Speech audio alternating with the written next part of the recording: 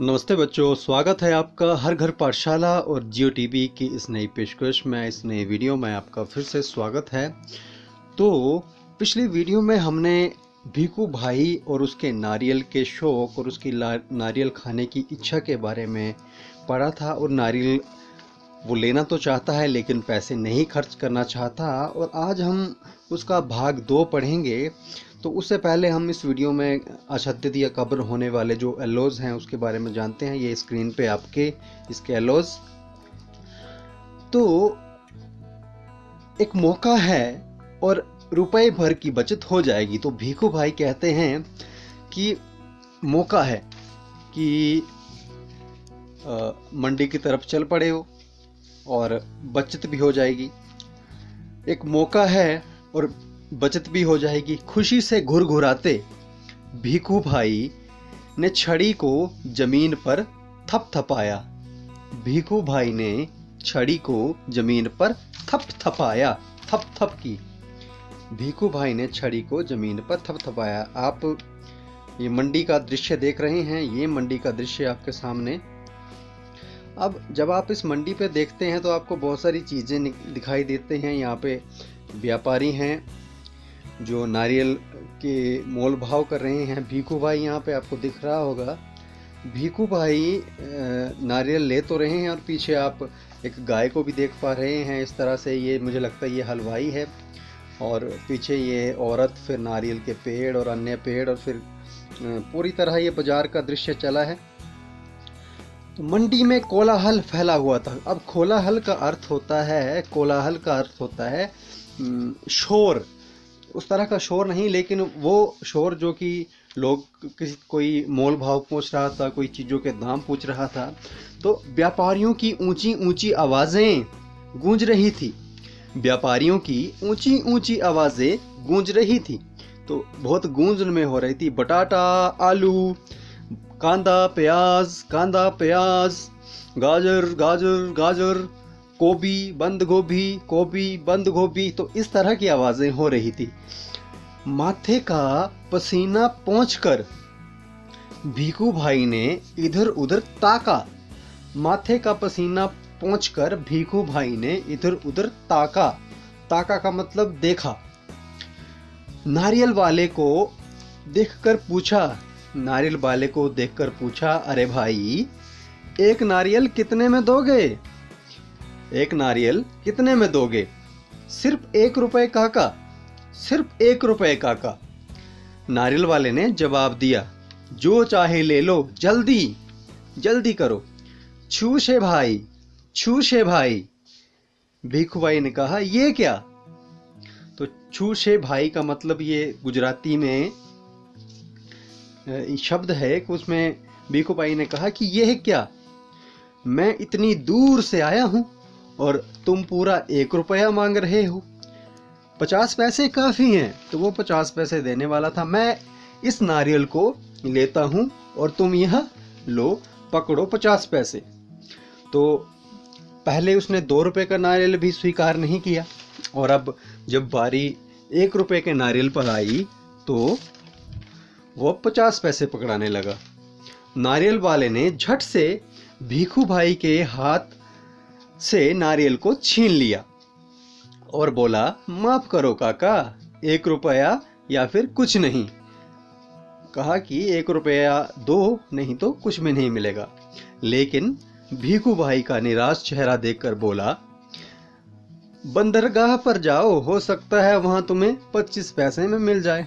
तो बंदरगाह ऐसी जगह होती है जहां पे जहाज खड़े होते हैं। तो हो सकता है कि वहां पे तुम्हें 50 पैसे में मिल जाए।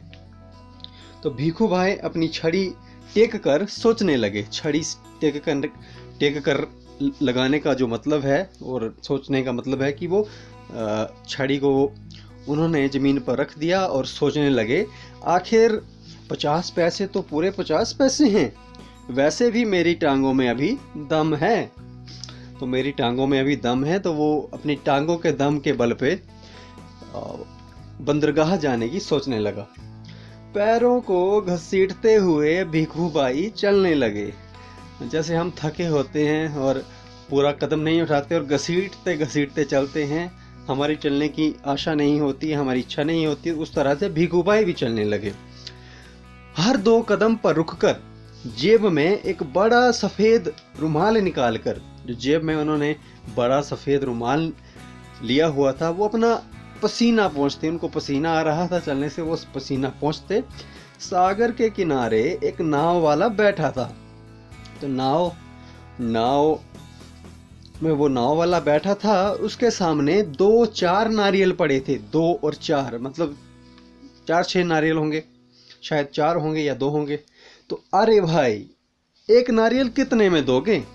भिखू भाई ने पूछा और कहा, अरे भाई एक नारियल कितने में दोगे? तो भिखू भाई ने पूछा और कहा, ये तो काफी अच्छे दिखते हैं। तो नारियल काफी अच्छे दिख रहे थे। काका, ये कोई पूछने वाली बात है? काका, यह कोई पूछने वाली बात है, केवल 50 पैसे। नाव वाले ने कहा कि काका, इसमें कोई पूछने की बात नहीं है, 50 पैसे में नारियल मिल जाएगा। तो फिर आगे देखते हैं क्या होता है। 50 पैसे? भिखू भाई मानो हैरानी से हक्के बक्के हो गए। इतनी दूर से पैदल आया हूँ, इतना थक गया हूँ, और तुम कहते हो कि 50 पैसे? मेरी मेहनत बेकार होगी ना भाई? ना भाई ना, 50 पैसे बहुत ज्यादा हैं, मैं तुम्हें 25 पैसे दूंगा, ये लो रख लो। ऐसा कहते हुए भिखू भाई झुककर नारियल उठाने लगे थे। तो वो पैसे देकर नारियल उठाने ही वाले थे कि नाव वाले ने कहा, नीचे रख दो, मेरे साथ कोई सौदा वोदा नहीं चलेगा। थोड़ी देर बाद उसने भिखू भाई की ओर ध्यान से देखा और जरे ठंडे दिमाग से बोला, सस्ते में चाहिए? नारियल के बगीचे में चले जाओ, वहां ढेर सारे मिल जाएंगे मनपसंद दाम में। तो अब ये भिखू भाई को आप देख पा रहे हैं, छड़ी लिए, अपनी सर पे टोपी लगाए भिखू भाई चले हुए हैं। तो अब हम इस पाठ को पढ़ने के बाद जानते हैं इसमें आए वर्कशीट के प्रश्नों के बारे में। तो आप इस वर्कशीट को पृष्ठ संख्या 116 और 117 14वां अध्याय जो है मुफ्त उसको पढ़कर भी कर सकते हैं, और साथ में ये वीडियो अगर आप देख रहे हैं तो उसको देखते रहें, और इस वीडियो से आपका लाभ होगा। तो जैसे भिखू भाई खुशी से घुरघुराया था, वैसे ही निमन का मिलान करो। भिखू भाई खुशी से कुछ घुरघुराया था। तो अब डर से इंसान क्या करते हैं? डर से इंसान क्या करते हैं? थरथराते हैं। तो डर से इंसान थरथराते हैं। थर कांपना बोलते हैं ना, कि थर कांपा। बाघ के डर से राहुल थर कांपा। थरथराना।